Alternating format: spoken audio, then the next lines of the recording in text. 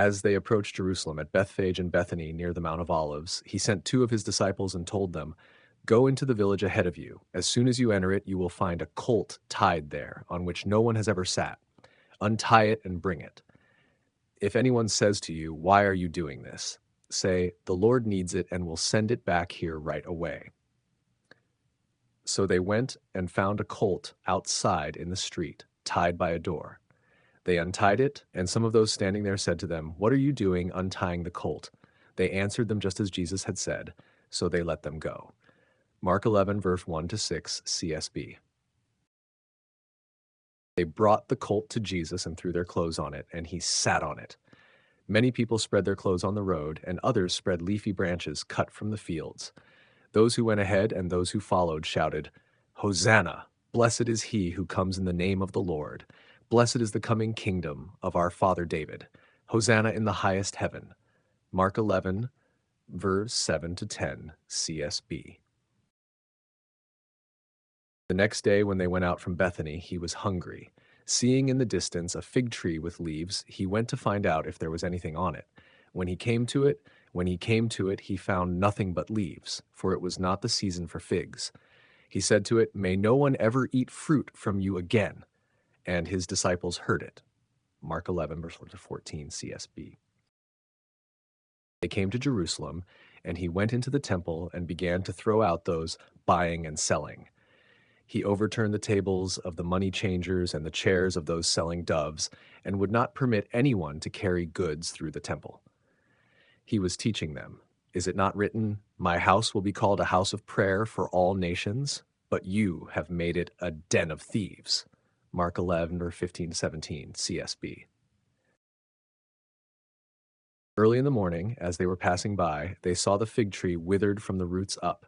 Then Peter remembered and said to him, "Rabbi, look, the fig tree that you cursed has withered." Mark 11, verse 20, 21, CSB. Jesus replied to them, "Have faith in God. Truly I tell you, if anyone says to this mountain, 'Be lifted up and thrown into the sea,' and does not doubt in his heart, but believes that what he says will happen, it will be done for him. Therefore I tell you, everything you pray and ask for, believe that you have received it, and it will be yours. And whenever you stand praying, if you have anything against anyone, forgive him, so that your Father in heaven will also forgive you your wrongdoing." Mark 11, verse 22 to 25, CSB. They came again to Jerusalem. As he was walking in the temple, the chief priests, the scribes, and the elders came and asked him, "By what authority are you doing these things? Who gave you this authority to do these things?" Mark 11, verse 27, it's CSB. Jesus said to them, "I will ask you one question, then answer me, and I will tell you by what authority I do these things. Was John's baptism from heaven or of human origin? Answer me."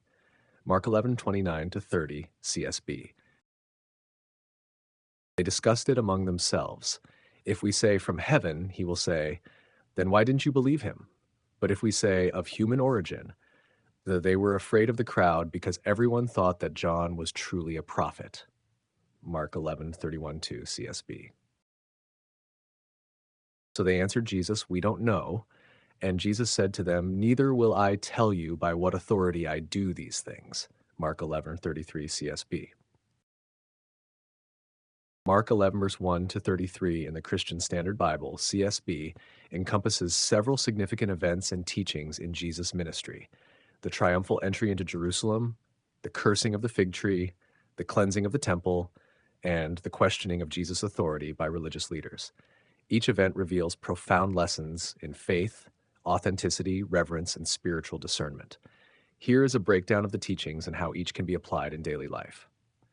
1. The triumphal entry, verses 1 to 11.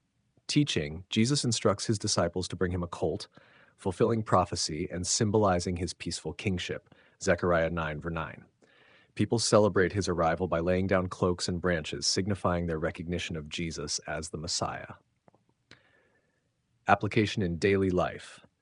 This entry teaches humility and openness to God's will. Though Jesus had the authority of a king, he chose humility, riding a young donkey instead of a grand horse. In our lives, this reminds us to approach life humbly, without unnecessary displays of power or superiority. while being open to God's leading, even in unexpected ways. Hattusher 2. The cursing of the fig tree, verses 12 to 14, 20 to 21. Teaching. Jesus curses a fig tree for bearing no fruit, even though it was not the season for figs. This act symbolically critiques unfruitfulness, especially in those who outwardly appear religious, but lack true faith and actions that honor God. Application in daily life. This story calls us to assess whether our actions align with our professed beliefs. Just as Jesus sought fruit from the fig tree, he desires authenticity in our spiritual lives. Are we just looking the part, or are we actively living out our faith by serving others, showing kindness, and growing in character?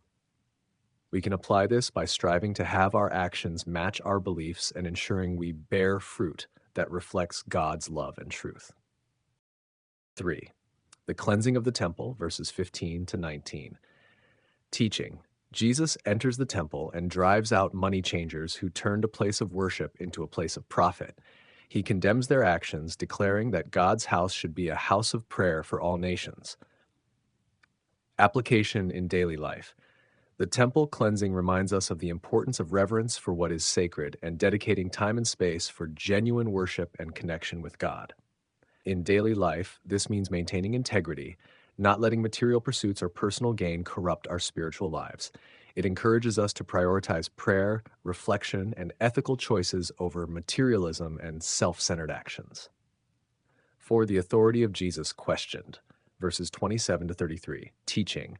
Religious leaders question Jesus' authority, but he responds by asking about John the Baptist's authority, placing them in a position where they are forced to confront their own disbelief and biases. Application in daily life.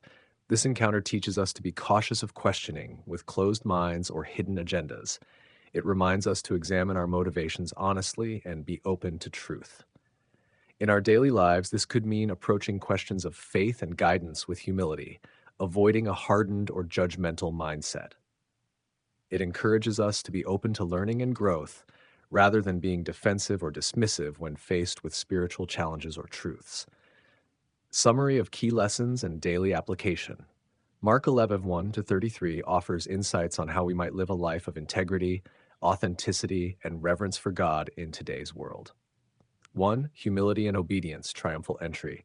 Approach responsibilities and relationships with humility, being open to God's plan and purpose rather than pursuing self-centered ambitions. 2.